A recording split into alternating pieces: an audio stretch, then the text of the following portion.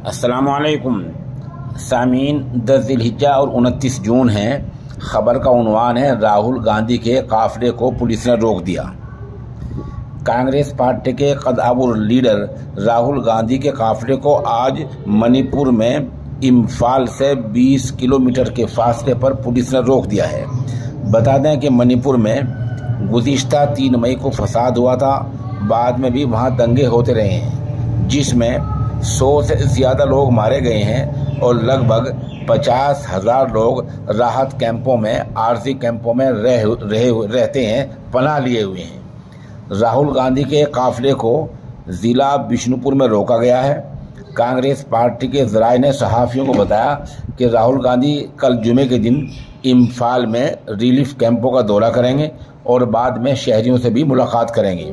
ध्यान रहे कि मणिपुर में मैतेई और कोकी समाज में रिजर्वेशन को लेकर झगड़ा है।